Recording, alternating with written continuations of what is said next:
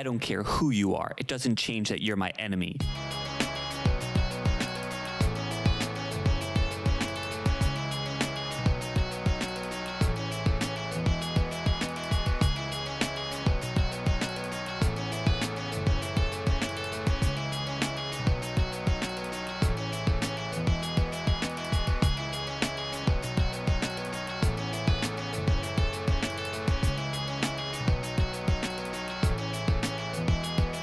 Hey kiddos, thanks so much for joining me for a special episode of Chronicles in Collecting, where we're going to take a look at the Metal Robot Spirits Gundam Barbatos Lupus.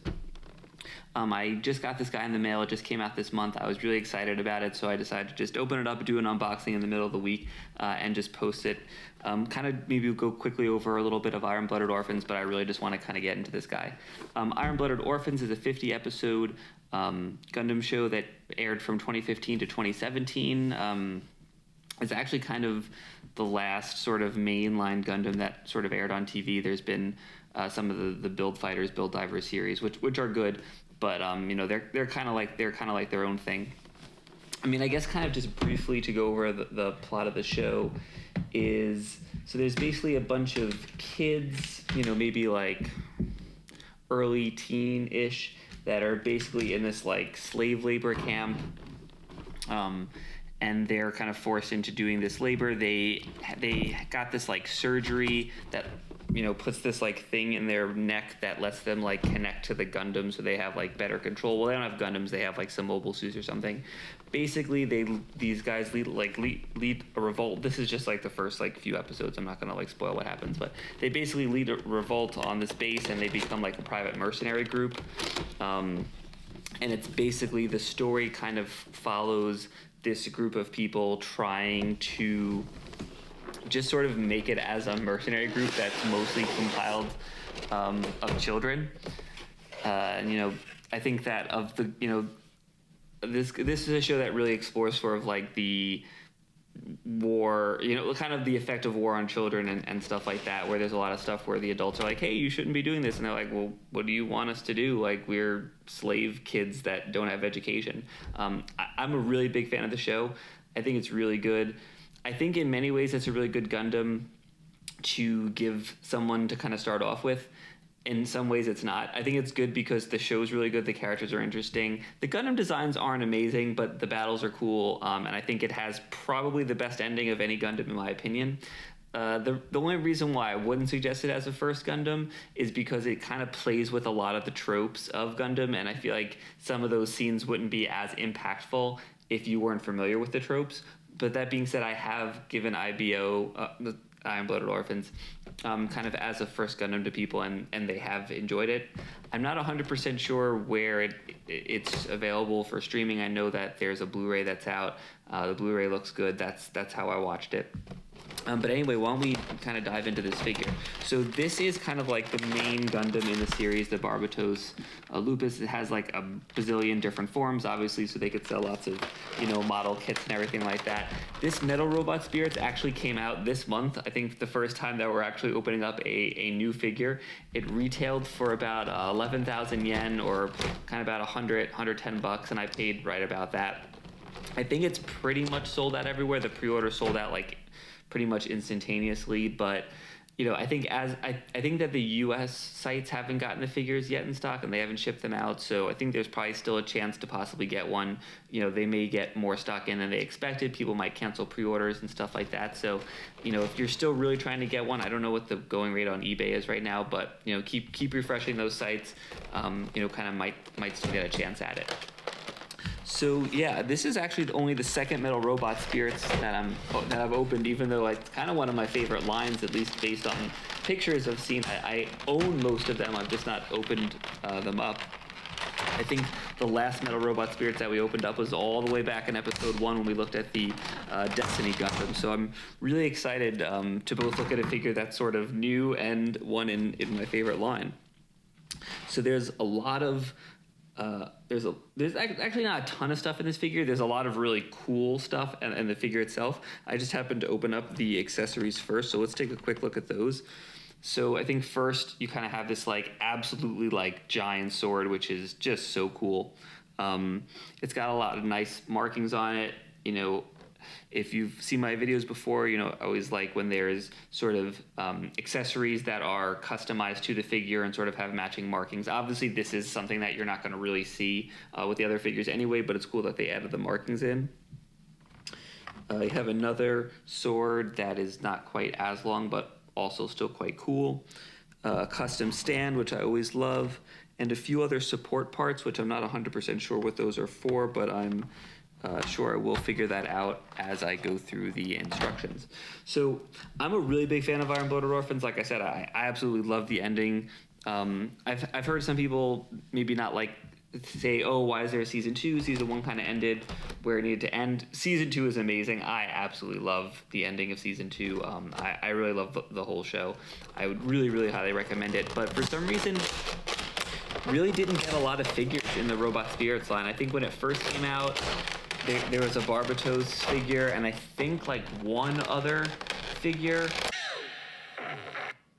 They kind of revisited it in Metal Robot Spirits over the last like year or two. There was Barbatos Lupus Rex, Barbatos Lupus, Vidar, and I think Bale. The pre-orders might actually still be open on Premium Bandai to pick that up. So they've been exploring it. There's not a ton of like really cool mobile suits in the show. The ones that are there are really cool, but there's, you know, probably only like 5 or 6 really unique ones, and the grunt suits. There's really not grunt suits either. So I wouldn't expect there to be like a ton of figures from this line. But let's okay, so this is like the coolest accessory. I mean, this is so cool, such a unique part. There is 100% chance that I'm going to be posing with that. You kind of got the normal hands, though I'll say, I will show the figure in a second.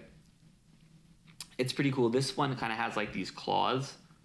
I'm trying to see if I can kind of get the screen to focus there. But that's cool. It's a little different than just sort of like the typical, okay, you know, there's some hand, you know, there's like 6 different hands. You know, I think that for this one in particular, when the hands are, you know, have a fist, it's kind of a more typical hand, but then when it's out, you sort of have these like claw things, and I think that's really nice. As far as other weapons, there's like a few guns. I think there's some, you know, arm-mounted guns. You got these like really cool maces. There's 2 of them, so I think that would be another really cool pose. But let's dive into the figure itself. All right. So like I said, this is only the second Metal Robot Spirits that I'm taking a look at. So my first thought is that the colors on it are really nice. The red is really nice. The blue is really nice. It's got the Tekkadan symbol. It's got a lot of the really nice markings that I always go on and on about how much I love. The joints are nice. You know, the joints are obviously the metal. That's where the metal comes in. Just the base color of the white is just really, really nice. It feels nice. This is a really great figure. Put it right in front of here, and I'll throw it on the stage once I get the stand kind of set up and everything like that. But just awesome figure, super premium feel, exactly what, you know, I'm looking for in a figure, and definitely the reason why Metal Robot Spirits is probably my favorite line. Some of the version Ka regular Robot Spirits we've looked at are really nice. Anyway, I'm going to pause for a quick second. I'm going to pause this guy. I'm going to pose this guy. There's not a ton of different poses you could do with him. I mean, there's a lot of cool weapons, but there's not that many. You know, he's going to hold the swords like this. He's going to hold the swords like that. What are you going to do, right? Anyway, so I'll be back in a minute. Take a look at this guy from all angles, and I'll kind of give some closing thoughts. And we are back. Just kind of a few things I wanted to point out. I'll get this guy spinning in a second, but just wanted to point out a few things that were a little bit different than the promo photos that I saw. The first thing is that the claws, kind of hand things, in the pictures they're gold, but in the actual figure they're like a grayish silver. I still think it looks great, but just something I wanted to bring up. Another thing is that there's a few of the promo photos where you can kind of have the mace sort of stored like this, so you can kind of see it behind him. I was not able to figure out a way to do that. Not saying that there isn't. I just couldn't figure it out. It's not in the booklet either. There is a way to sort of have it like this on the backpack, you know, on the backpack like this, so you could still store it, but you can't really quite see it. It also does sort of get in the way of some of the photos. The final thing I wanted to mention, that in some of the promo pictures, it kind of shows him holding this big sword, but resting it sort of on the ground. I mean, I think you could probably contort his body in a certain way to do that. but I think that it would kind of look weird. I was unable to do it. Not to say that it's not doable. I'm sure that it is, but didn't quite look as natural as the promo photos did for the picture. All that being said, let me just throw this guy on here. Set the stand to spin around. I think this is an awesome figure.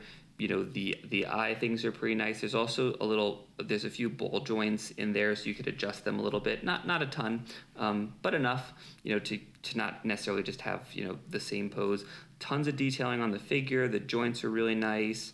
The detailing on the weapons are really cool. There's a lot of like really unique weapons to this mobile suit. It was really hard posing this giant sword in the arm. The rest of the posing, I think, went pretty easily. A little hard to get him on the stand, but nothing too bad. There are some extra arms and a claw to help pose that.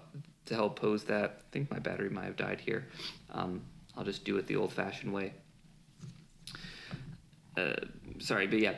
But, you know, the claw is kind of weird. I'm not 100% quite sure where I would put it and still kind of have him sort of standing in like a natural position. Again, you could definitely do it, just not how I decided I wanted to kind of pose it. I thought it would just wind up looking a little weird and taking up a lot more space than it needed to. There's cool stuff you could put on the arms over here. I kind of have this little like impact hammer thing, which I like. There's also kind of a more traditional gun, if you prefer that, and you could put them on both. These things are also able to move a little bit. And you know, also if you want, it's like super posable, so you could do like kind of like an all four in his more like feral pose, which is also pretty cool. But I kind of wanted to just do a more traditional, since I don't have any of the other Barbatoses, just wanted to have a traditional one, kind of showing off these super big swords that are just so different than anything else that you really see in any of the Gundams. All in all, I think that this figure is really a slam dunk at the retail price of about $100. You know, unfortunately, right now it's sold out everywhere. I'm not quite sure if it's going to be available. I don't know what the price are going on the secondary market, but I would say even if I paid probably up to $130, $150, I don't think I would be too upset about that. I think it's, you know, it is a nice figure, and even if you have to pay a little bit extra, I think would be worth it. Especially if you love the Tekkadan symbol, which is just all over this thing. So all in all, I think a really nice figure. Little trouble with the posability, but nothing super hard. It probably took me 20-30 minutes to kind of play around with it and try out different poses. Iron-Blooded Orphans, also a great show. Highly recommend checking that out as well, whether or not you buy an accompanying figure. Anyway, thanks so much for checking out this video. I put new videos up every Wednesday. I'm still planning to do the Sinanju next Wednesday. Just wanted to kind of throw this in between because I got in the mail and I was excited about it. Also have a few reviews up on the channel. I did some fun videos where I set a timer and I had 3 minutes to summarize each of the Rebuild of Evangelion movies, and I threw up a review of the 4th Evangelion movie, which came out on Amazon on Friday the 13th. Anyway, thanks so much for watching the video, and keep collecting.